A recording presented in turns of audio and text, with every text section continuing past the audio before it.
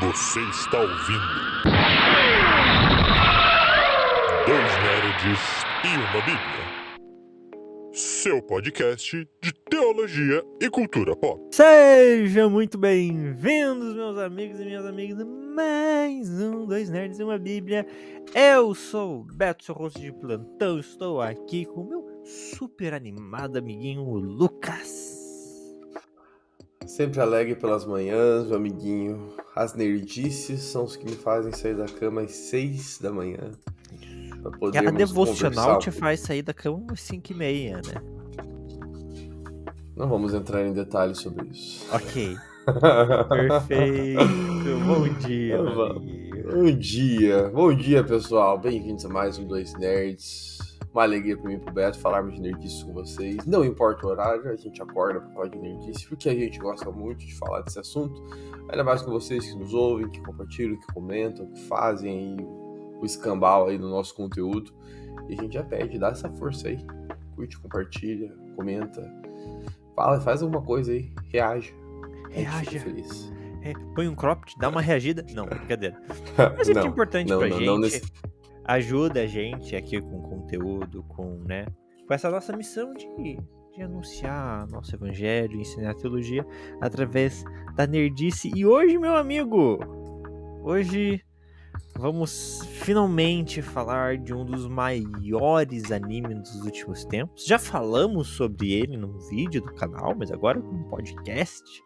Vamos falar sobre Attack on Titan, ou Shingeki no Kyojin, o grande anime dos titãs, que assim, ó, a pessoa pode não gostar, pode não ser o favorito, mas tem que aceitar que é um dos grandes animes dos últimos tempos.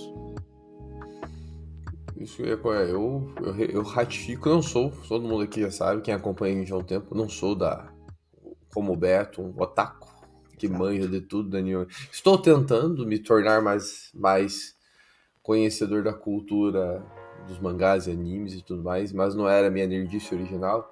No entanto, baseado no pouco que eu conheço, o Shingeki no Kyojin entrou, de fato, na lista, aí, pelo menos, dos animes contemporâneos, aí vamos colocar, do século XXI. Ele já pode ser considerado um dos grandes. Foram 10 anos, minha memória não falha, que eu andei pesquisando aí, foram 10 anos, pelo menos de anime, né? De produção de anime. Não sei se confere essa informação. Mas foi um período muito extenso, em especial o final, né? Nós tivemos um final que foi se delongando, que desanimou muitos, inclusive, né? Muitas pessoas desistiram, ficaram meio chateadas com o anime. Mas eu acho, particularmente falando, que foi um final digno, foi um final bom. Confesso que não fui atrás de muitas opiniões para saber se o pessoal gostou do final do anime, para não ficar meio triste. Porque sempre tem aqueles bem críticos com tudo que é feito e produzido por qualquer coisa da cultura nerd. Mas acho que um final digno, um final cinematográfico, na minha percepção, inclusive. Com excelente qualidade. E sim, Shingeki no Kyojin pode estar entre os grandes aí. A gente coloca no nível de Fullmetal Alchemist, meu amiguinho. Talvez Cara, não. Eu acho que sim. Essa Você que coloca? eu colocaria. Não é no sentido pessoal meu, sabe? Mas eu acho que Shingeki vai ser um desses animes que ele vai se manter por muitos anos ainda, entende? Eu não sei se pelo menos falando... Eu não acho que daqui a 5 anos as pessoas terão parado de falar de Shingeki, entende?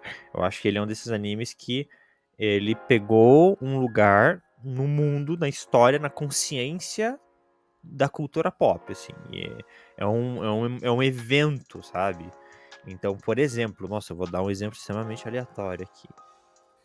Sabe a coisa dos titãs, essa brincadeira que o pessoal faz, né? O vídeo que viralizou, que você pega uma dessas câmeras 360 graus, coloca na boca e sai correndo e você parece um titã? Você já viu? Confesso que eu não vi, não conheço. Tem uma câmerazinha, o pessoal coloca na boca e você... O que acontece? A câmera ela pega 360. Então quando ela corta em cima e embaixo, dá uma distorcida na cara da pessoa, que a pessoa fica parecendo um titã. E aí a pessoa sai correndo com os braços pro lado assim, E aí, poxa, parece que é o Titã. E aí o pessoal brinca na internet, né? Tipo, nossa, um vídeo de Titã, beleza. A minha igreja fez uma postagem da pessoa correndo assim dentro da igreja. Não fazendo vínculo a Shingeki no Kyoji, obviamente, somente ao meme da pessoa correndo com a câmera na boca. Mas quem sabe, meu amigo. Aquilo é Shingeki no Kyoji na igreja. Você entendeu a entendendo? referência. Pô, eu acho que as próprias pessoas que fizeram não entenderam a referência. Então, assim, é um fenômeno, né? E é isso que você falou, 2013 foi a primeira temporada do anime. Se a gente for pegar o mangá, ele foi de 2009 a 2021. É um longo período pro mangá, é um mangá que tá aí há muito tempo. E eu acho que muito mais do que qualquer uma dessas coisas, ele quebrou a bolha dos otakus, né? Então ele é um anime que as pessoas que não são otakus assistem. E eu acho que isso é relevante, né? Então se a gente for pegar assim, Fullmetal é um desses animes. Tem gente que não assiste anime, mas assistiu Fullmetal. É igual Death Note. Então assim, eu acho que Shingeki ele entra nessa categoria. Aquilo, talvez ele não seja tão bom quanto.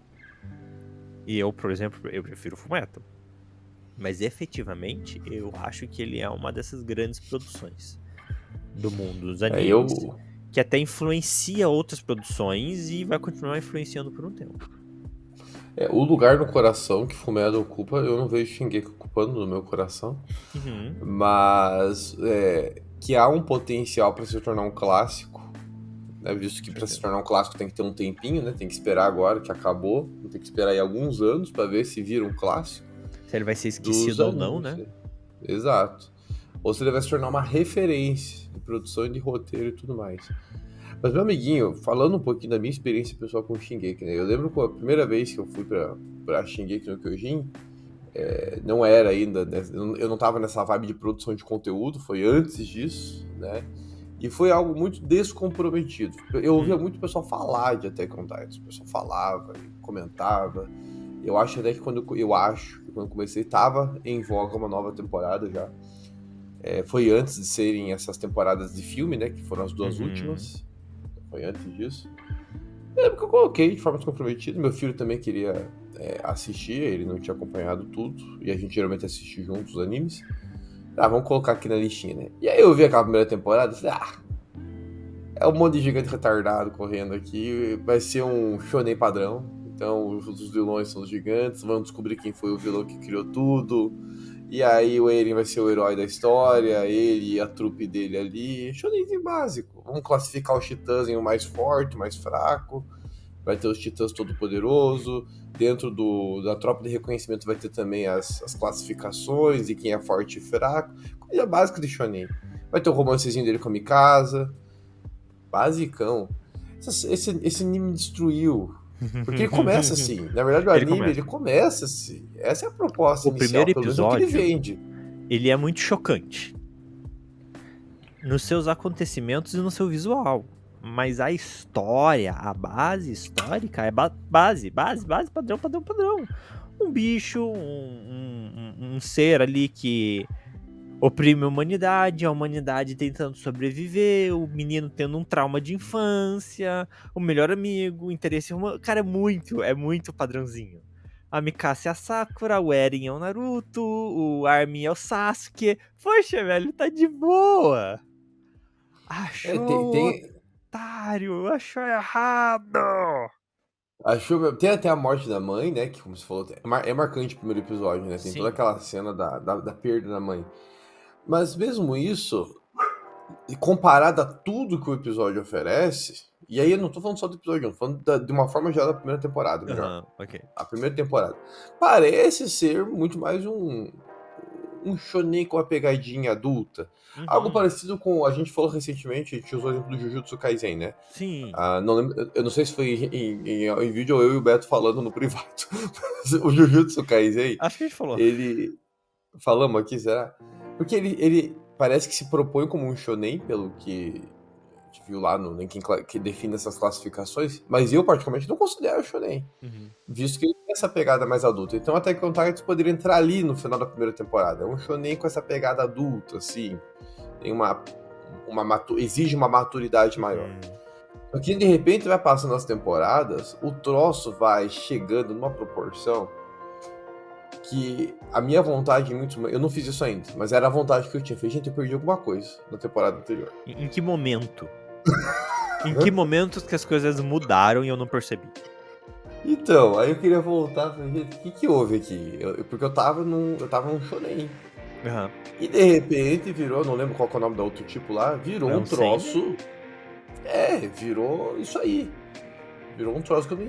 Aí chegou na última temporada de episódios, tirando a parte dos filmes, né? A temporada de episódios mesmo, que aí começou uma complexidade de dimensões, os caminhos, Eimir, aquela coisa horrível que foi feita com ela no passado, o Eren, que de repente era um herói, e aí começa a pirar o cabeção um monte de coisa, fica mudo.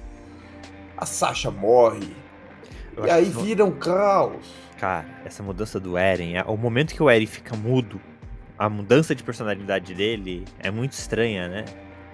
Sim, Mas vamos lá. Então, assim, meu amigo, quem não assistiu e tá aqui até agora com a gente, vai ao aviso. Gente, spoiler free. Eu vou dar uma resumida na história aqui agora. Se eu você. falei que a Sasha morreu. É. Eles ainda não sabem quem é a Sasha. Ai, Jesus. Se você, por um acaso, ficou interessado, e mesmo com esse main spoiler, porque assim, esse spoiler da Sasha é grandão. Se você ficou interessado e quer assistir, dá aquela pausada aqui, vai lá na Crunchyroll, assiste, que não é muita coisa, em um mesinho aí você consegue, aí você volta. Se você já tá com a gente, tá acompanhando, vamos lá. Eu vou dar uma resumida pra quem não quer assistir, mas quer entender. Vou dar uma resumidinha aqui, de forma bem simples. Mas a história se apresenta pra gente da seguinte forma. Existe uma última cidade que resiste a uma infestação de gigantes, que são chamados de titãs. Esse é o último restício de humanidade. E há mais de 100 anos essa humanidade está vivendo numa última cidade dentro de muralhas. É uma cidade e aí tem muralhas em volta dessa cidade. Então assim, tem várias cidadezinhas, vilarejos dentro dessas muralhas. Mas assim, essas muralhas, elas são a última resistência da humanidade contra esses gigantes, esses titãs. E é assim que o anime se vende pra gente. Os nossos personagens moram em uma vilazinha, numa cidade, em uma extremidade dessas muralhas, a Muralha Maria, se eu não me engano, mas faz muitos anos que eu não olho o nome das muralhas, porque as muralhas se tornam irrelevantes na história, então, né, não importa. E eles vivem a sua vida normal ali. O Eren, como nós falamos, personagem principal, com os seus melhores amigos, o Armin e a Mikasa. Mikasa é essa que é uma menina adotada pela família do Eren, vive ali com ele. E eles têm o desejo de um dia viver no mundo além da muralha. Conhecer o que acontece além da muralha, né? Mas eles estão ali presos na muralha porque existem os titãs. E um dia, do além, porque assim, a muralha tem seus 11 metros de altura. Vixe. Nice. Não vou lembrar, não. É alto pra caramba, porque é o tamanho de um colossal, né? É. Bem, a muralha é gigantesca, então os titãs, mesmo eles sendo grandes, os titãs são do tamanho de casas, de triplex, de sobrados, de pequenos prédios, assim, os titãs são grandes. Mas a muralha ela é gigantesca. E aí um dia simplesmente aparece um titã, que é o titã colossal, que ele é maior que a muralha. Isso é maravilhoso. E isso é uma cena que é clássica já, meu amigo. Essa é uma cena que já foi reprisada em outros momentos, em outros lugares, em outras obras que fizeram referência. E é curioso que é um titã que surpreende a todos, porque eles estão acostumados, né? Eu lembro mais ou menos do primeiro episódio, né? Que eles estão acostumados aos titãs chegarem perto da muralha e não serem bem sucedidos. Uhum. É a primeira vez que eles veem um gigante maior que a muralha. Exato. E que consegue efetivamente fazer um buraco na muralha. E aí os titãs entram na cidade, aí é morte, aí é caos. E aí o que acontece? O Eren e os seus amigos, após ficarem órfãos nesse ataque, então assim, já começa nesse nível de trauma. Eles decidem entrar para corporação, não lembro qual que é o nome. Tropa de reconhecimento. A tropa de Tropa de reconhecimento. reconhecimento. E aí aqui a gente tem o nosso primeiro nível de camada de profundidade da história. Existem 3 níveis militares dentro ali da cidade, né? Existem os militares políticos, que são os militares que cuidam da parte administrativa, os militares de defesa, que ficam ali na cidade, e os militares externos, que são aqueles que treinam para explorar além da muralha. E eles entram então nessa que é a tropa de guarda, com o objetivo de se vingar desses titãs, de conseguir matar esses titãs. E assim, eles também não têm pra onde ir, órfãos, eles precisam de alimento. Então é uma forma que uma sociedade militar é igual a uma sociedade em guerra, e isso eu acho muito interessante. Tem a mesma estrutura de uma sociedade tipo europeia que vive em guerra, onde os seus principais habitantes são soldados, é isso que eles são, só que a guerra é contra esses titãs. E a gente vai acreditando nisso por muito tempo. O detalhe muito importante é que a gente descobre ali no episódio 3, que o Eren, por algum motivo, consegue se transformar num titã. E esse é o momento shonen. O personagem principal tem um poder especial. Tranquilo também. Até aí tá sossegado. Por isso que a gente vai fazendo essas assimilações, né? Pô, isso é isso. A gente conhece um monte de personagem que vai fazer parte da tropa deles. Ele tem um poder especial. Esse poder especial dele é um diferencial. Ele vira um titã, ele pode matar outros titãs. Poxa, é isso. Ele vai... Vai ter o mentor ali, né? Porque de certa forma o Urwin, o Levi e... esqueci o nome da outra menina. Eles vão ser ali, vamos dizer assim, os mestres ali que vão caminhar com o Eren e tal. Vão ser a referência dele. É um shonen. Vende-se como um shonen lindo. Lindo. Em algum momento a gente entende que há uma divisão política dentro da muralha. E começam a haver ações políticas e arcos políticos de controle de como a sociedade na muralha funciona. Aí a coisa começa a ficar estranha e você começa a pensar: oi? Opa? O que tá acontecendo aqui? Não é só um shonen. Não é só lutar contra os titãs. Há uma profundidade política, e esse foi o meu primeiro susto. Foi a primeira coisa que eu falei: opa, legal, tem mais aqui. Aí a gente descobre que o titã colossal também é uma pessoa que vira titã, e que existem algumas pessoas que viram titãs que estão infiltradas dentro da corporação e que estão destruindo e que têm o objetivo de destruir eles. Opa, temos mais um nível de profundidade, nós temos traição, nós temos outras pessoas que viram titãs de onde eles vieram, porque eles estão aqui. Aí, minha gente, a coisa se escala de forma que a gente descobre que eles vivem em uma ilha e existe toda uma sociedade fora da ilha. E existe todo um rolê de guerra, todo um rolê de preconceito, todo um rolê de trauma.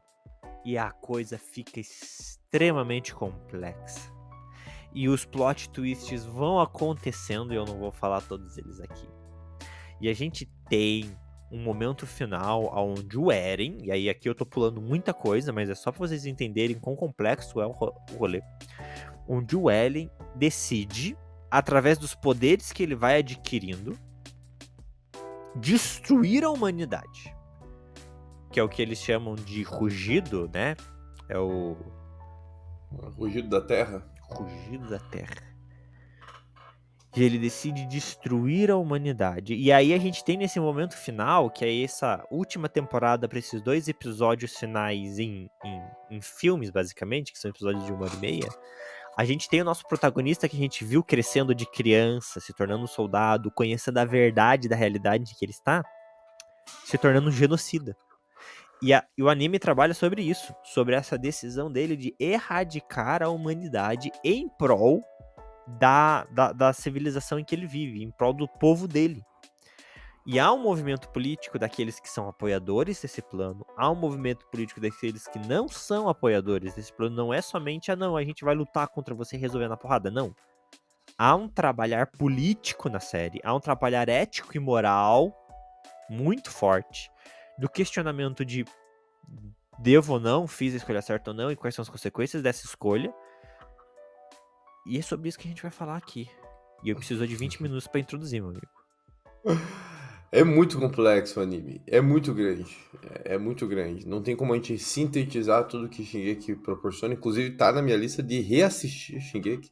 Tanto Fumero quanto Shingeki são animes que não dá pra gente aceitar só numa primeira vez. A gente tem que ver de novo. Eu São. confesso que foi bom ter lido e assistido. Porque não é um. Eu acho que a grande. A gente tá sempre comparando aqui com o Shonen, gente, mas Shonen, eles pelo menos me passa a impressão, né? Os animes mais joviais, mangás mais joviais, não é algo que você precisa necessariamente ver de novo. É algo que você vive a primeira experiência ali e você não precisa guardar todos os detalhes, porque os detalhes não são importantes. Tem muito entretenimento junto, né? O entretenimento a gente precisa gravar. Agora, Shingeki, Fumero, eu tô acompanhando a temporada de Jujutsu, o próprio Jujutsu Kaisen. Exige um pouco mais. Hunter x Hunter exige um pouco também. Eu tô tentando chegar na parte que exige, eu ainda não cheguei. Do Hunter x Hunter. Tem. São animes e mangás que você não vê numa única vez. Então Shingeki tá na minha lista, porque eu acho que. Eu até fiquei pensando, saindo de animes e mangás e indo pra série, né? É o que Dark causou em mim, né? Não é algo que você consegue numa primeira vez e aceitar. Tipo, você, beleza, esse é o final, ok, entendi. Mas eu preciso voltar, porque em alguma temporada eu pisquei. Em alguma temporada eu dei uma piscada de 10 segundos maior ali, só pode. Principalmente quando a gente pensa nessas produções mais longas, vejam, 10 anos. Não foi uma temporada por ano. Exato. Tivemos buracos. A produção do anime de Shingeki trocou de estúdio. Foi uma produção que houve uma certa dificuldade. Então, precisa. Mas entrando no episódio, né? Então nós temos um episódio de 1h30, um episódio muito aguardado, um episódio bastante aguardado. Como o Beto mencionou, teve um episódio ano passado, se a memória não falha, passado, retrasado, não vou lembrar agora certinho. Mas teve um episódio de 1h30, que foi lançado, que era prometido ser o último, foi vendido dessa forma. E aí no meio do caminho, por conta dessas dificuldades de produção, né, desses desafios que a produção do anime teve, no meio desse processo todo, resolveram dividir. Houve muita crítica, eu vi muita crítica negativa de dividirem a parte final em mais um filme, ainda mais pela promessa de uma demora. Mas, novamente, comentei já isso no início, eu acho que valeu a pena, pela qualidade do que nos foi apresentado. O anime, falando um pouco da parte estética, o anime do Shingeki, ele passou por muitos desafios na produção dele. Teve mudança de estúdio, o estúdio para onde ele foi, a primeira experiência dá aquele impacto que eu acho que é natural. Qualquer anime, quando você está acostumado com uma visualização, por mais que melhore em alguns aspectos, dá uma estranheza inicial que às vezes é negativa. E assim, só pra quando as pessoas forem assistir, nossa, mas por que dá um visual tão estranho? O estúdio original estava trabalhando com animações em 2D, ou seja, desenho. E o estúdio que assumiu a obra passou a fazer principalmente a parte dos Titãs em 3D. Então, é um estilo, uma técnica de produção de animes em 3D que mistura o 2D com 3D, mas dá uma facilidade em alguns pontos. Então, jogada de câmera. Tem umas jogadas de câmeras maravilhosas. Então, dá essa diferença, principalmente isso. Se eu não me engano, essa é a principal diferença, claro. Se você jogar no Google, comparação... Eu acho que é o Mapa, as duas, não tenho certeza. Mas se você jogar lá, comparação, Shingeki, você vai ver muito nítido, até no formato dos personagens. Mas a principal diferença que dá isso é essas cenas de ações, essa diferença de feita no 2D na mão e no 3D.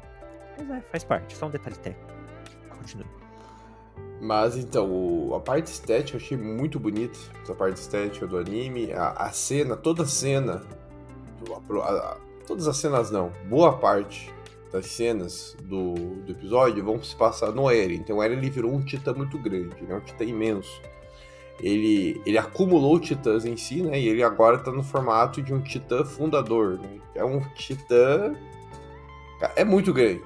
Então toda a luta ela se passa no Eren, no esqueleto que compõe esse corpo imenso. E é muito legal ver... O anime, ele sabe se vender, né? Então ele já apresenta, pelo menos os primeiros 15, 20 minutos ali, cenas de luta adoidado. é luta atrás de luta. Então, assim, ali a gente vê a beleza. Ali que ele conquistou foi. Então, eles foram muito espertos. Ó, porque demorou?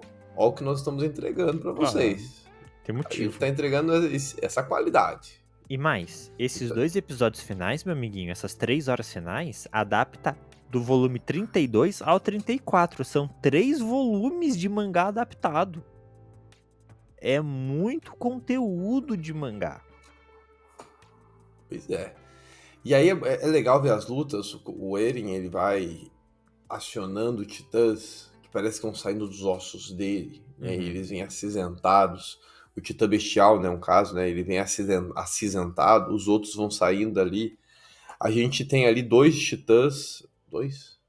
Temos 2 titãs brigando, são 2, né? O blindado e a quadrúpede, que estão constantemente ali em cima do Eren, porque o colossal depois vem mais, do né, Armin só vai vir depois, né? Mas nós temos então inicialmente o blindado e a quadrúpede. A quadrúpede, né, a Pique, ela dá um show. show. Pra quem não dava um centavo pro titã dela, achando que ele só era um carregador de arma, Cara, isso é muito a bom, bichinha né? mostra que ela é um bom substituto do Mandíbula, porque ela vai pra cima dos caras com aquela bocona dela e ela arranca a nuca dos... É muito bom. E aí, nessa cena, a gente tem nessa cena, né? Nesse episódio todo, a gente tem o Eren usando os antigos... Porque assim, não falamos aqui, mas existem os 9 titãs fundadores. Os 9 titãs originais, Isso, acho. que são esses. É o Colossal, que é gigantesco. É a Carroceria, que ela é quadrúpede. Tem o Mandíbula, que ele tem essa coisa da boca. Tem o de armamento, que ele tem ossos externos que protegem, blindado. Então tem vários modelos. Fêmea. É a fêmea. E aí, ele vai... O Eren, como ele tá conectado com a essência da criação dos titãs, ele vai trazendo titãs de gerações anteriores. E, cara, como eu queria saber a história de alguns desses titãs. Velho, o que é esses titã porco, titã com cara de anta? Sabe, de onde surgiu? Quem eram? Como eram? Como viviam? A história chega no final. Ela tem um desfecho, mas ela ainda mostra que tem muita história que ainda não foi contada, que poderia, se o cara quisesse, ele não quer. Mas se ele quisesse voltar pra esse universo, velho, ainda dava. Eu não sabia que ele não queria, eu não acompanho tanto assim, mas... Não, acho que ele nunca mais quer fazer um anime, ele nunca mais quer escrever um mangá depois disso. Mas de fato, eu até comentei isso no final, o tanto de séries derivadas que podem ser de Attack on Titan é muito grande. Não, o tanto de séries que tem, já tem muita, mano. Muito mangá e muito filmezinho, OVA, sabe? A tem. OVA, sim. Mas assim, dá pra ter muito mais, né? Não, dá pra ter. O final é sugestivo, o final do episódio foi sugestivo pra isso. E a própria mitologia criada permitiu isso, porque a série criou muitos buracos, que ela só mencionou o buraco, ela não entrou dentro dele. Ela só mencionou, jogou no ar. Então essa questão do Eren chamar os outros titãs, os outros usuários, é um buraco. Ela jogou um buraco ali pra nós. Existem muitos outros usuários, tá? E aí? Mais ou menos o que Avatar faz quando eles trazem o Avatar Lenda de Aang. Porque eu tô meio hypado também que tá pra sair a série, e estão produzindo alguns conteúdos sobre. Muito. E eu fico... Uma coisa que me hypa no Avatar é quando o pessoal traz os avatares antigos. Cara, é um universo vasto. Cada avatar ali antigo pode virar facilmente uma série. Que é o que acontece, né? Korra tem uma série. Aang tem uma série. O que impede, então, da gente ter uma série do Roku? Sim, se eu não me engano, tem até ou um livro ou um HQ da Kyoshi, se eu não me engano. Então, acho HQ. Então, é um universo imenso. Aí quando o anime traz pra nós os fundadores antigos, a gente já tinha um monte de coisa. Né? A gente já tinha muitas opções dentro do que o anime já tinha apresentado até aqui de séries derivadas. De repente eles vomitam pra nós um monte de outros usuários. É grande demais. Mas são lutas ferrenhas acontecendo ali, né, amigo? Depois a gente é apresentado a outros titãs. A gente tem uma fusão. O Falco, ele vira uma fusão ali, né? Se não me engano, são 2 titãs. O Falco é um dos usuários, né? É o usuário mais recente, se eu não me engano, até dos titãs que estiveram ali. E ele se funde em 2 titãs, pelo que eu entendi, porque ele é mandíbula. Ele é mandíbula. Mas ele junta com algum outro porque ele vira um titã voador, que não É. existiu até aquele momento. Pois é, eu não lembro qual é o rolê dele, mas é muito bom, né? Não, então, aí você pensa, como? No último episódio vem mais essa informação, então. Dá pra fundir titãs. Você junta Que é o que dois o em um Eren ali. fez, né? O Eren acumulou alguns titãs. Então, bem.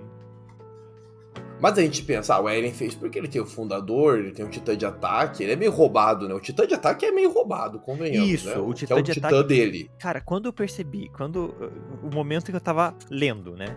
E aí eu, tá, não é ataque de titãs ou ataque em titã. É o ataque de titã. É o titã de ataque. O titã de ataque. É ele.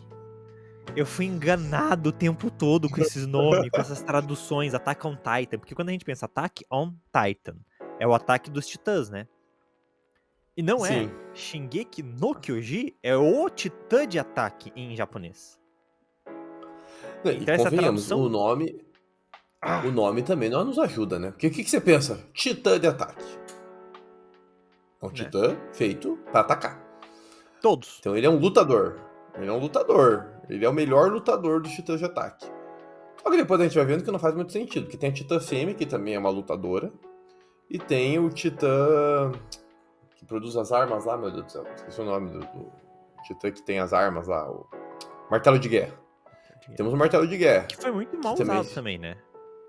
No anime foi pessimamente usado. Não sei no mangá, porque no anime foi pessimamente usado. Então, não. Então, Nesse assim- ponto é a mesma coisa. É um dos titãs que não foi muito utilizado na construção da história. Talvez porque vai virar uma derivada depois. E aí tem o titã de ataque. Qual é o que ele tem a mais? Aí depois que a gente vai descobrir. Então, pra quem não viu e tá curioso e tá aqui com a gente ainda, apesar dos possíveis spoilers, o titã de ataque ele tem uma habilidade muito roubada. Ele consegue ver o passado e ver o que aconteceu. Ver o futuro, perdão. Ele vê o futuro, ele vê o passado. Na verdade, ele vê o tempo. Ele vê o tempo, tudo que existe no tempo. Só que não só vê como de forma passiva. Então ele não é só um agente passivo do tempo. Ele não vê o futuro e se torna um refém do futuro. Ele vê o futuro e ele pode voltar. Se esse futuro é consequência de algo do passado, ele pode voltar atrás e manipular as memórias do passado de tal forma que os eventos futuros vão ser alterados. E quando eu entendi isso, demorou para entender. Foram algumas reflexões, vendo inclusive reviews, porque eu vi muita review depois de até contar isso, que não dava. Terminava o episódio e ficava, eu sou burro, só pode. Aí a gente vai tentando matutar, entender e matutar. Cara, ele é roubado. Ele não é só um viajante, ele não é um visualizador do tempo. Ele manipula o tempo. Isso. E aí, quando a gente tem E sim, ciência disso, a gente vai ver. Depois de tudo isso que a gente já falou até aqui, a gente adiciona Viagem no Tempo. É uma série complicada. Até porque Viagens no Tempo, né, e nós temos visto várias produções contemporâneas, já se mostrou um tema que se não é bem aproveitado, bem explicado, vira zona. Pois é. Marvel está aí, Marvel antes do Loki, eu acho que o Loki tá dando uma consertadinha. Mas aqui não vamos abrir outros parênteses, né? Loki foi bem. Mas sim, e Shingeki vai bem. Shingeki vende a sua viagem no tempo dentro dessa realidade dos titãs. E Shingeki explica como que essa viagem, porque não é uma viagem no tempo, é uma manipulação temporal. Né? É uma viagem de consciência temporal. Então é como se o Eren do futuro mandasse um recado pro Eren do passado falando: olha, vai acontecer isso, então faça isso pra que tal coisa não aconteça. Então é mais ou menos isso. Me lembra muito, meu amiguinho, de Duna, mas eu não vou falar sobre isso agora. É muito doido. E é por isso, e esse é o momento que o Eren começa a ser esse agente temporal, é o momento que o Eren se fecha. Porque ele vê o futuro, ou o futuro vê o passado, ou os tempos conversam entre si, né? E eles, a essência, a existência, essa entidade chamada Eren, que é o passado, o presente e o futuro, que a gente descobre que desde lá do passado ele tá influenciando, e ele influencia o próprio pai dele, o irmão dele, a fazerem coisas relacionadas a ele, pra que ele chegue no ponto que ele precisava chegar, para fazer o que ele precisava fazer, e isso é muito louco. Ele toma a decisão. E a partir do momento que ele toma a decisão, ele fala assim, olha, eu escolhi o futuro que eu quero que aconteça. O Eren muda.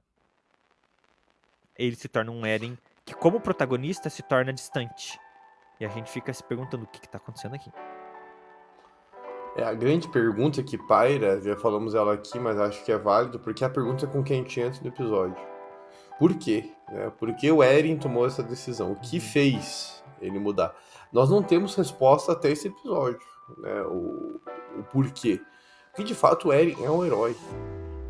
A primeira temporada mostra isso. O desejo dele é ir pra tropa. Tem a questão da vingança, que é natural em muitos animes. Então ele tem o desejo de vingar sua mãe, que morreu lá no passado. Mas além da mãe, existe um herói dentro do Eren. Existe alguém que quer salvar, quer ir pra tropa de reconhecimento, porque a tropa de reconhecimento é tida como a tropa que lida com os titãs. Porque a tropa que cuida das muralhas é só uma reação ao titã, eles não fazem nada. A tropa militar só lida com os problemas internos das muralhas. O Eren quer conhecer o que acontece com os titãs, que é o que a tropa de reconhecimento faz. Eles vão pro campo, fora das muralhas, para achar os titãs e tentar descobrir, encontrar inclusive respostas. A ideia da tropa de reconhecimento é essa: o que está acontecendo no mundo, da onde esses titãs estão vindo. Então o Eren é um herói. Ele fala pelos cotovelos, ele tem toda hora, ele se dedica, se esforça para ser o melhor com aqueles jatinhos lá, com aquelas cordinhas, que eu esqueci o nome daquele troço lá. Então ele se esforça para ser o melhor usuário. Não, calma aí que isso daí é relevante. Vamos lá. É o aparelho de manopla 3D. Ixi, esse troço aí. É isso, né? Imenso. Esse nome, sei lá. Eu tô acreditando em você. Esse Aí aparelho. Isso é uma das coisas mais interessantes criadas desse anime. Sim, e o Eren, ele tem muita dificuldade em se equilibrar nesse aparelho. E ele se esforça muito, ele treina muito para aquilo. Ele é até humilhado pelo treinador ali, o responsável pelo treinamento, de certa forma. É o DMT, Dispositivo de Manobras Tridimensionais. Tá aí, ó. Que é, gente, uma cordinha, pra quem nunca viu, que vai é um aparelho que eles botam nas pernas, assim, na região da cintura, que dispara umas cordas, não umas cordinhas qualquer, umas cordas top, e faz o pessoal que é militar ir escalando os titãs para que eles consigam acertar os titãs na nuca, porque para você matar um titã, você tem que, com a espada, arrancar um pedaço ali da nuca, do pescoço. Ali o ponto fraco deles. É a única forma de destruir um titã. Não adianta você ficar tirando canhão, bazuca, cortar a mão e pé. Isso não para um titã. A única forma de você parar um titã é arrancando esse pedaço da nuca, um pedacinho da nuca ali. Depois a gente vai entender o porquê. É tanto buraco que a gente se enfia quando a gente comenta Shingeki que é difícil. Mas o Eren, ele é um herói, gente. Ele é um herói. Por que esse herói virou um vilão? Porque a gente já entra no episódio com essa questão. Ele é um vilão, a gente já entra com essa questão. Por que o herói virou vilão? E o episódio, ele tenta desconstruir. Não sei se é assim no mangá, eu não li o mangá. Mas ele tenta... desconstruir não é a palavra certa. Ele tenta repensar o que é um vilão e o que é um herói. Porque o episódio, ele joga isso pra nós. E daí o episódio, ele é dividido, se não me engano, em 4 momentos, tem 4 sessões ali, né, do episódio. E se minha memória não falha, na sessão 3 é a ou conversa. na 2, que é a conversa com o Armin. É a 3, é a parte mais importante do episódio, né? É a parte mais importante. Eu acho que a 1 é a abertura inicial, a 2 é a volta ali, a partir do momento que o Falco entra e que o Armin efetivamente opera. Aí a 3 é o momento de compreensão. Isso aí. E ali, pra mim, é a parte mais importante pra você entender o que aconteceu. Isso. O que aconteceu. Que é muito legal. Porque o que acontece? O Eren, como ele recebe o poder de muitos titãs, o poder da titã fundadora, o titã de comando, o titã de ataque, que é esse poder de passado, presente e futuro, o que acontece? Ele consegue acessar os caminhos. E os caminhos é uma existência, é um plano astral, né? aonde todos os Eldians, que é essa raça que envolve os titãs, então tem raças também, gente, tem coisas assim, tá? E todos os Eldians têm acesso. E o Eren consegue puxar as pessoas para esse lugar e conversar com as pessoas nesse lugar. É um poder dele. Porque ele está conectado com a fundadora, que é a Ymir. Não entendeu? Vai assistir. E aí, o que acontece? Ele puxa todos os seus amigos para esse lugar. Ele conversa com todos os seus amigos antes de acontecer o rugido da tempestade lá, de ele destruir a humanidade. Ele explica o porquê que ele decidiu fazer isso. E ele fala, essa memória vai ficar apagada na sua cabeça até eu morrer. E quando eu morrer, essa memória vai ser ativada e você vai lembrar. Ou seja, ele lutou contra eles depois de já ter pedido perdão pra eles. Então, por isso que eu falo, quando o Eren, ele não é um agente do tempo, ele é uma existência no tempo. Ele é muito estranho, cara. Ele é uma criação muito única. O autor de Shingeki tá de parabéns. E aí a gente tem essa conversa, mas a gente tem a conversa só com o Armin, que é o melhor amigo e se torna ali o protagonista desse arco final. A gente sabe que ele tem uma conversa com os outros personagens. A gente não sabe o conteúdo dessa conversa. Mas com o Armin a gente tem ali uma explicação, um motivo. Por quê? A grande questão, meu amigo, e aí a gente entra na polêmica, posso entrar na polêmica? Pode, deve, Tá. né? O pessoal já que foi no alertado dos spoilers. No mangá, a conversa entre Eren e Armin passa um pano em cima do genocídio. O que é esse genocídio, gente? O futuro que o Eren escolhe é erradicar 80% da população mundial. 80% da população mundial. Tá?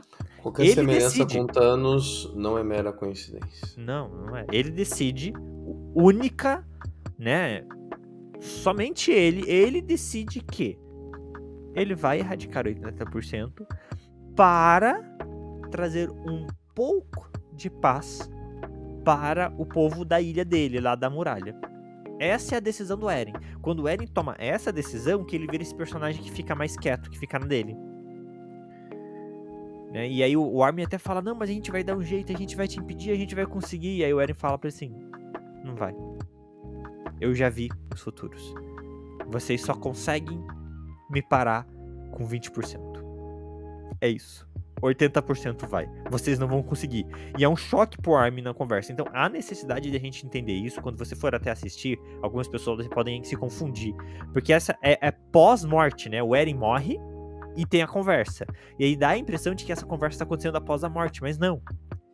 Essa conversa aconteceu antes sequer de começar o rugido da tempestade. Da Terra. Da Terra, obrigado. Tudo igual.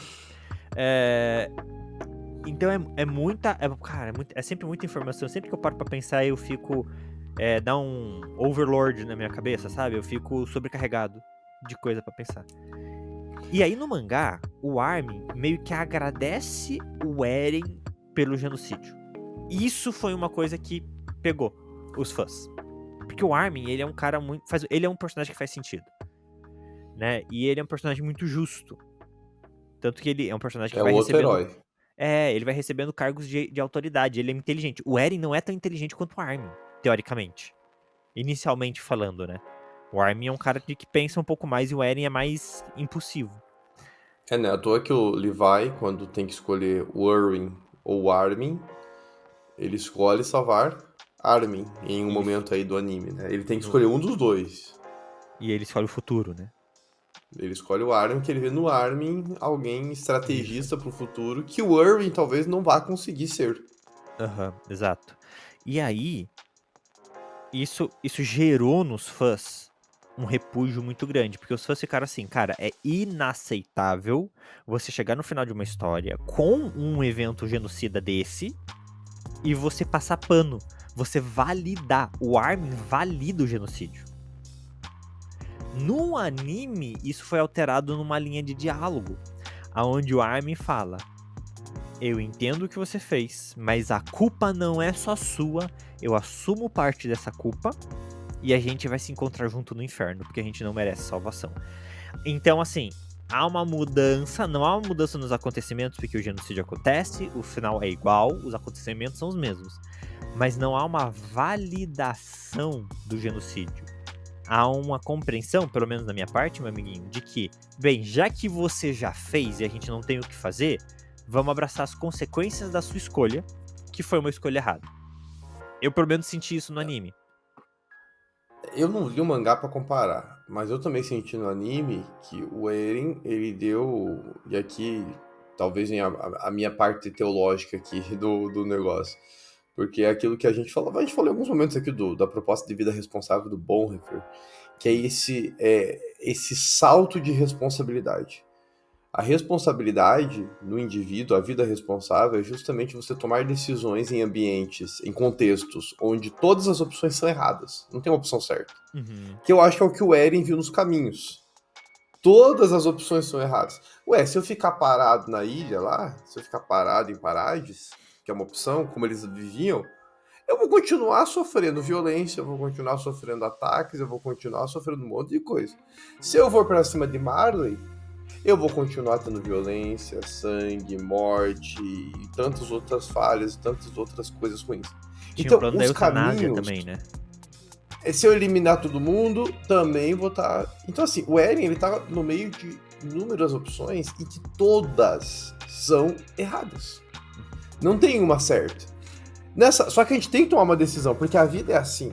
E aí vem a vida responsável. A vida responsável é fazer o que foi proposto no anime. É você escolher um caminho e assumir as consequências desse caminho. Então, assumir que errou faz parte, e acolher essas consequências faz parte. O que não dá pra fazer, pelo que eu entendi, foi o que foi feito no mangá, pelo que eu entendi aí do que o Beto mencionou, é você aprovar e ficar feliz com essa decisão. Exato. Não tem como ficar feliz com uma decisão dessa. Exato. Não tem como agradecer uma decisão dessa. Gente, tem morte. São 80% do mundo morto. Não tem como nós celebrarmos isso.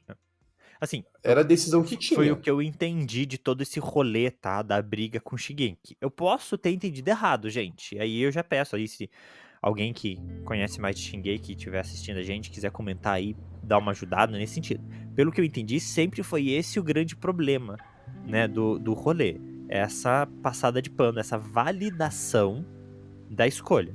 Não dá pra você, e, tipo, porque o Armin, ele agradece, tipo, no final das contas, sabe? Tipo, obrigado por matar metade da humanidade. Como assim, obrigado, velho? Porque, por exemplo, o próprio Thanos, que erradica metade da humanidade no MCU, né? No MCU, ele ainda faz com pesar.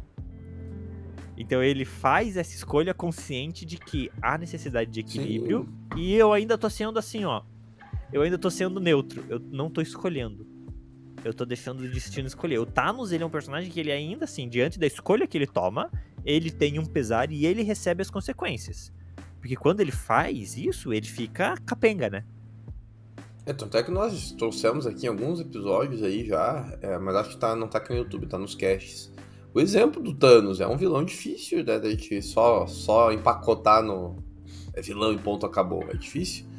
Porque ele tem razões, ele justifica todas as razões do porquê que ele fez as decisões que ele fez. Né? Sim. A gente tem no Eren a jornada do vilão. A gente viu um herói se tornando um vilão. Mas ele é o protagonista, ele não deixa de ser o nosso protagonista.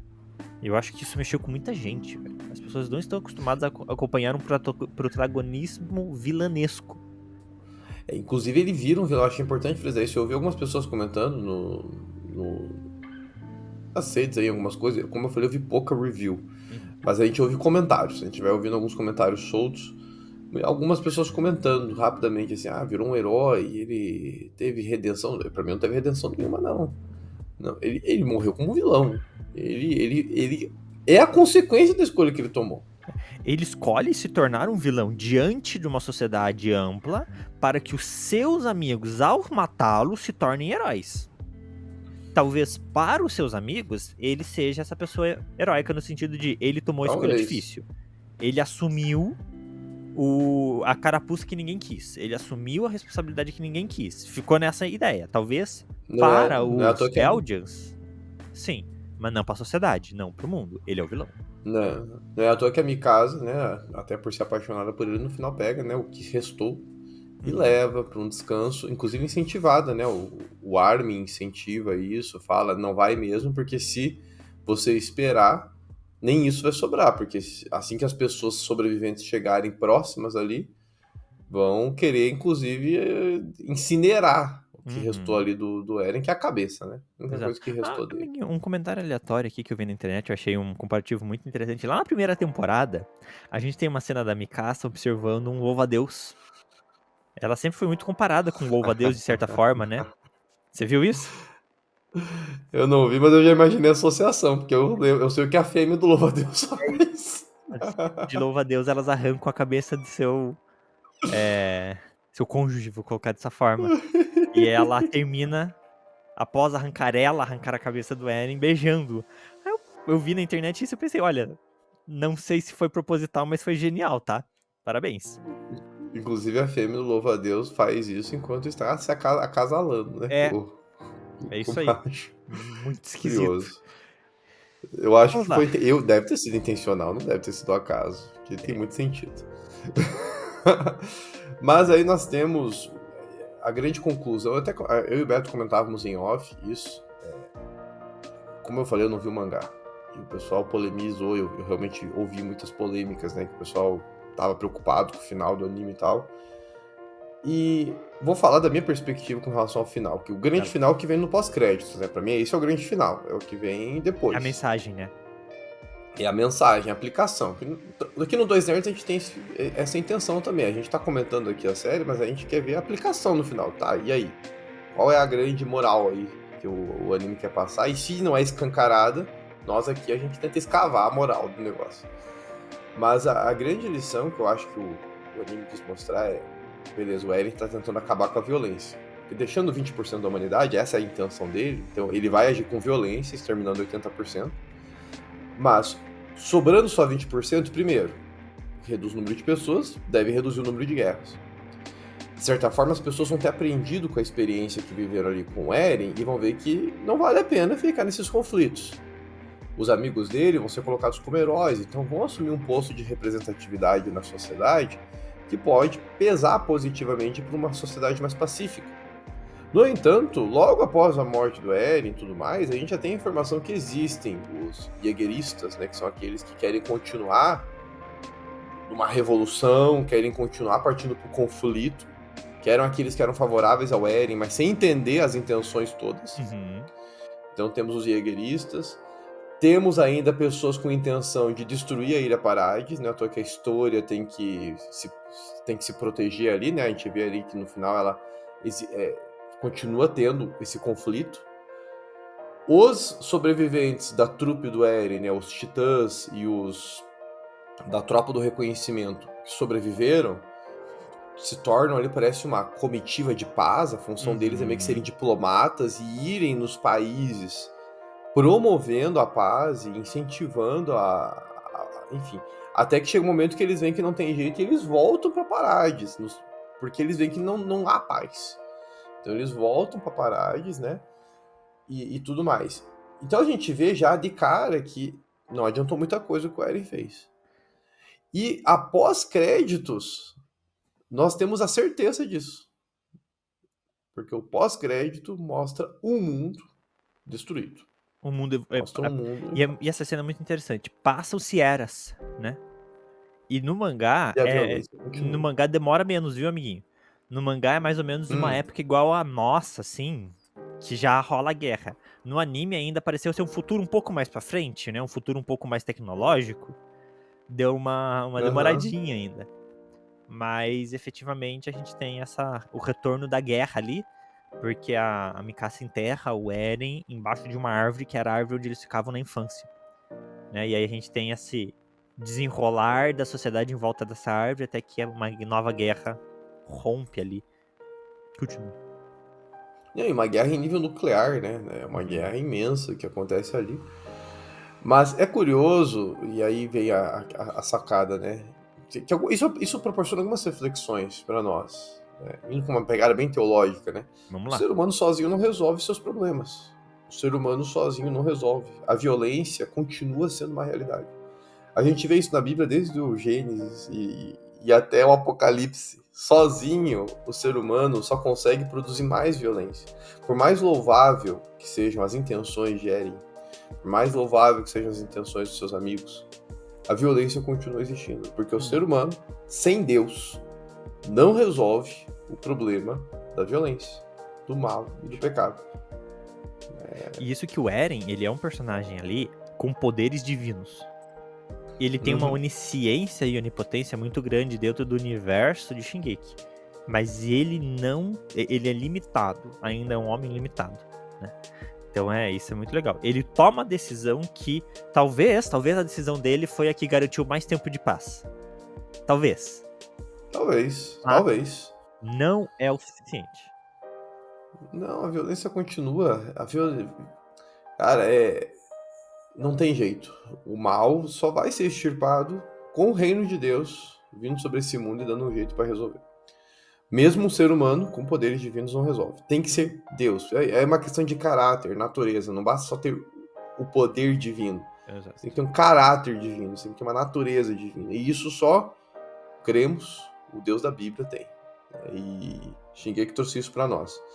Uma outra questão que me vem à mente, né, nessa... Você vai fazer uma edição nessa parte aqui, me deu branco. Tava Não há mais fresco na minha edições memória. dos dois nerds, minha gente. Vocês viram em primeira mão o Lucas travando. Rapaz, tava fresco na memória. Vai falar algo aí que eu vou lembrar. Eu tô, na verdade, tava meio que sem fala. Tava esperando você puxar mais alguma coisa. Eu acho que pra mim, dois grandes pontos do Eren é esse, né? A incapacidade humana diante de grandes escolhas. Não dá pra um ser humano carregar sozinho. Tem essa disputa moral, ética, no sentido de quem é ele pra definir quem deve morrer ou não. E a parte da responsabilidade. Eu gosto muito de trazer Bonhoeffer em Shingeki no Kyojin, no sentido de ele ter escolhido talvez a pior ou a consequência melhor. Não dá pra saber, porque é complexo, mas trazer a responsabilidade da escolha. Acontece isso em outros animes, eu acho legal isso, né? Não me surpreendeu o final de Shingeki, porque eu já vi finais parecidos com Shingeki, não na proporção genocida de 80% da população, mas na questão de um herói que assume o culpa e se torna um vilão diante de uma sociedade em prol de que, para haver libertação, houve a necessidade de um bode expiatório. E isso eu acho legal. Porque é uma escolha difícil de ser feita e ninguém quer fazer. Então, poxa, o cara que toma essa decisão, que nível de herói ele é? No caso do Eren, a escolha dele foi genocida, então não justifica pra mim. No caso do outro personagem, que eu não tô falando quem é aqui, porque eu quero que o meu amiguinho assista em algum momento, ele toma decisões mais justificáveis. Em algum momento meu amiguinho vai ter que assistir, porque eu quero fazer o comparativo dos dois. Lembrou, diga lá. Cara, eu achei legal na cena, porque o Eren é colocado numa árvore. Sim. E essa árvore, mesmo tendo uma guerra nuclear extermina todos os seres vivos também. Árvores são seres vivos. Uhum. Só que a árvore, ela continua crescendo. Uhum. Eu achei muito legal esse contraste. A destruição ao redor do lugar onde o Eren está, mas o lugar escolhido para ele descansar continua crescendo. Forte. Tanto é que no final, né, tem aquela cena que dá até uma margem para uma sequência, vem o jovem entrando dentro da árvore, né? Tem um jovem que chega ali, né, um sobrevivente ali E a dessas gente guerras. sabe o que isso significa, né? Nós entendemos a referência. Exatamente. Quem viu Você Shingeki não entendeu, vai lá assistir. Mas eu acho legal porque a árvore crescendo no contexto de violência mostra que qual é a única resposta? Nós precisamos de novo de um Eren. Nós precisamos de novo de um Eren que não destrua, talvez, aí foram as elucubrações que me veio, né?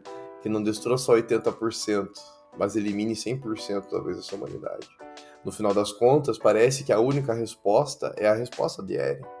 Parece que só ele consegue ter condições de encontrar meios de resolver este problema.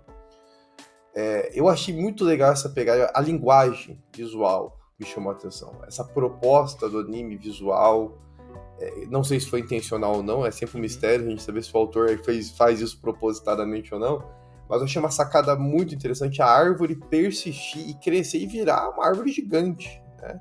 Virar uma árvore imensa ali, sendo a única coisa que permanece quando os conflitos destroem o mundo. O que permanece?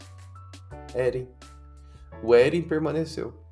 Apesar da solução que ele deu não ter sido assertiva. Eu vou a até violência numa continuou. outra perspectiva, que vai nessa linha, mas olhando de outro lado, assim. Esse eterno ciclo de raiva e morte sempre vai gerar um Eren. Uhum. Esse Olha ciclo eterno que a gente tem vai gerar o quê? Pessoas que tomam decisões radicais, acumulam seguidores e matam muita gente. Olha a história da nossa humanidade. Todo grande líder, em algum momento, matou muita gente. Uhum. Eu volto de novo, meu amiguinho, pra Duna. Duna já tratou sobre isso. Principalmente no Messias de Duna. Tá aqui, ó. Que é o segundo Esse aqui, livro. gente. Esse aqui. Tá aqui. Tá aí, né? Jesus amado. Tá embaixo. Tô vendo que ele tá embaixo de outros livros aí.